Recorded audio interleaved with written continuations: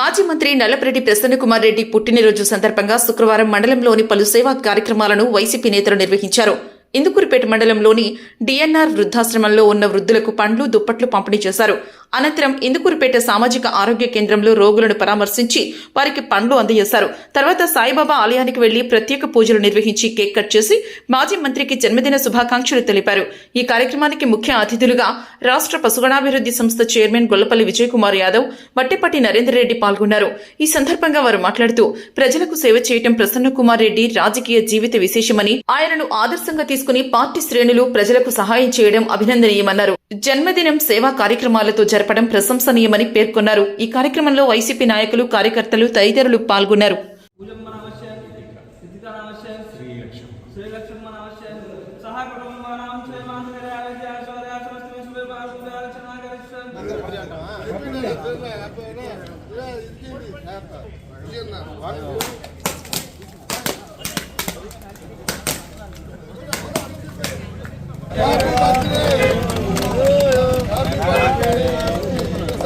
Happy birthday, President. Happy birthday to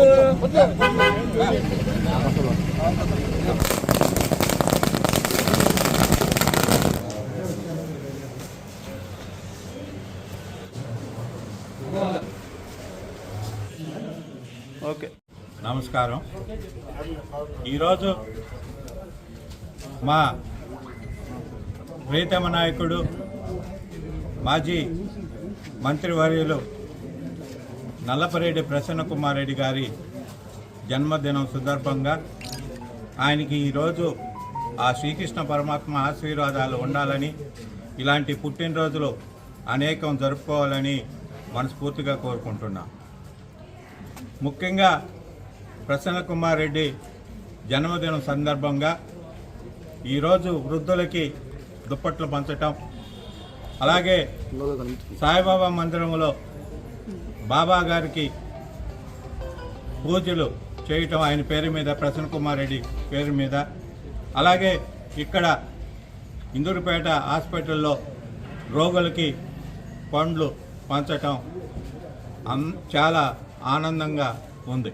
ఎందుకంటే ఒక ప్రజానాయకుడు ఎల్లవేళలా ప్రజలతో మమేకమై ఎన్నో సంవత్సరాలు ఉన్న సమస్యలను పరిష్కరించే నాయకుడుగా, ఈ నియోజకవర్గంలో 6 సార్లు ఎమ్మెల్యేగా పనిచేసిన ఏకైక వ్యక్తి మా నాయకుడు ప్రసన్నకుమార్ రెడ్డి గారు. ఆయన జన్మదిన సందర్భంగా ఈరోజు ఈ కార్యక్రమాలు ఏర్పాటు చేయటం జరిగింది. ఆయన ఎప్పుడు కూడా వాళ్ళ కుటుంబం, నల్లపరెడ్డి కుటుంబం 1960 నుంచి రాజకీయాల్లో ఉంటే వాళ్ళ తండ్రి గారి దగ్గర నుంచి ఈయన వరకు ఎప్పుడు ప్రజలతో మమేకమై నియోజకవర్గ సమస్యలని పరిష్కరిస్తూ ఎప్పుడు ఒక ప్రజా సమస్యల మీద అలుపెరిగిన పోరాటం చేసిన వ్యక్తి నల్లపరెడ్డి ప్రసన్నకుమార్ రెడ్డి. ఆయన ఆరోగ్యం బాగుండాలని, ఇంకా ఆయన ఉన్నత పదవులు పొందాలని, ఈ రాష్ట్రంలోనే ఆయన ఉన్నత స్థాయికి ఎదగాలని, అలాగే మళ్ళీ ప్రసన్నకుమార్ రెడ్డి ఎమ్మెల్యేగా ఈ నియోజకవర్గంలో ప్రాతినిధ్యం వహించాలని కోరుకుంటూ మరొకసారి మనస్ఫూర్తిగా ఆయనకి జన్మదిన శుభాకాంక్షలు తెలియజేస్తున్నాను.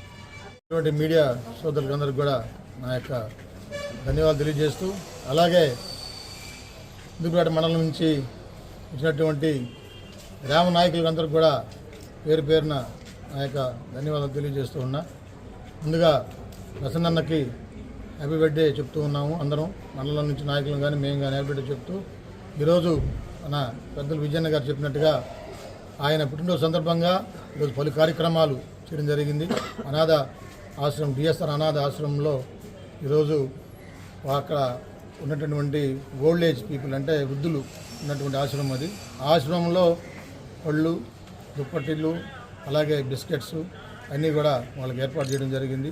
అలాగే బాబాకి గుడిలో ఆయన ఒక గోత్రనామాలు చెప్పి పూజలు చేయడం జరిగింది.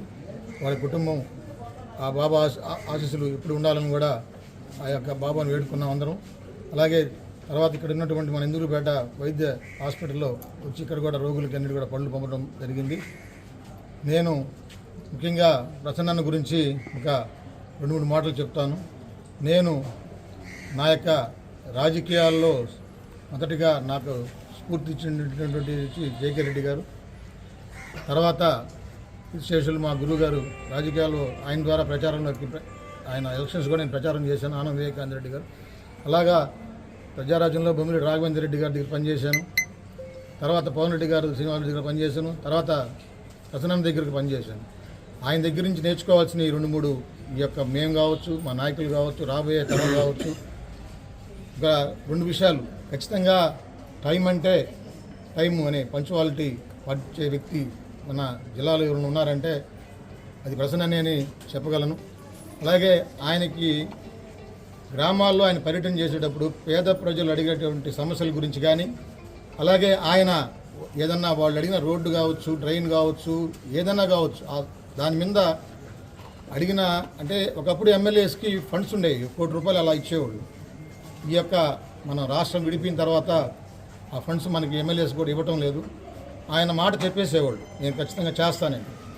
తర్వాత మేము ఇక్కడ ఫండ్స్ లేవు కదా, అట్లా చెప్పుకుంటా పోతున్నాడే, ఎట్ల నుంచి చేస్తాడబ్బా అని అనుకుంటే ఎక్కడి నుంచైనా సరే రాజ్యసభ సభ్యుల దగ్గర నుంచి కావచ్చు, ఎంపీల దగ్గర నుంచి కావచ్చు, ప్రజల పట్ల ఆయనకు ఉన్నటువంటి ఒక దృఢమైనటువంటి నమ్మకం కానీ వాళ్ళకి చేయాలన్నటువంటి తపన ఆయనలో నేను బాగా చూశాను. ఏ పని చెప్పినా దాని మీద ఖచ్చితంగా ఆయన దృష్టి పెట్టి వెంటనే ఎవరినో ఒకరి ద్వారా ఆయన నిధులు తీసుకొచ్చి ఆ గ్రామాల్లో ఆయన అభివృద్ధి చేయగలిగాడు. ఆ తపన ఉండబట్టే ఆయన 6 సార్లు శాసనసభ్యులుగా కాగలిగారు. అలాగే ఒకసారి మంత్రి కూడా కాగలిగారు.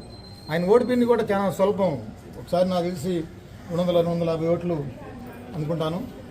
తర్వాత ఒక 5,000 అయితే అది దేవుడికే తెలియాలి, ఈవీఎంలు గెలిపించారు, జనాలు గెలిపించారు అనేది మనకి చెప్పలేము, అది భగవంతుడికే వదిలేస్తాం.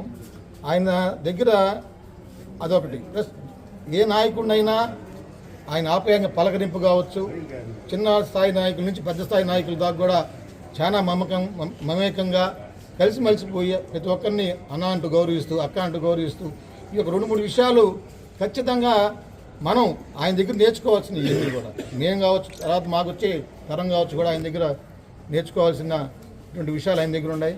అందుకే ఆయన అంత గొప్ప నాయకుడు కాగలిగాడు. మీ అందరం కూడా రాబోయే ఎలక్షన్స్లో 2029లో ఖచ్చితంగా ఆయన ఎమ్మెల్యే అవుతారని కూడా ఖచ్చితంగా అది తథ్యం. ఏ రోజు ఆయన ఇంటి మీద దాడి జరిగిందో ఆ రోజు ఆయన ఎమ్మెల్యే అయిపోయినట్టు లెక్క. నేను ఆయనకు కూడా చెప్పాను అదే మాట, అన్నా ఈరోజు మీరు ఎమ్మెల్యే అయిపోయారు అన్నా అని చెప్పి. మరి ఇంకా ఉన్నత పదవులు రావాలని ఆ యొక్క శివయ్య ఆ కుటుంబానికి ఇలవేళ అన్నదండలు ఉండాలని, అలాగే ఏడుకొండల వెంకన్న స్వామి దీవెనలు, బాబా వారి ఆశీస్సులు ఎల్లప్పుడూ ఆ కుటుంబానికి ఉండాలని, వారి యొక్క కుటుంబం ఇప్పుడు కూడా అష్టైశ్వర్యాలు ఆయురారోగ్యాలతో ఉండాలని కూడా కోరుకుంటూ సెలవు తీసుకుంటాం.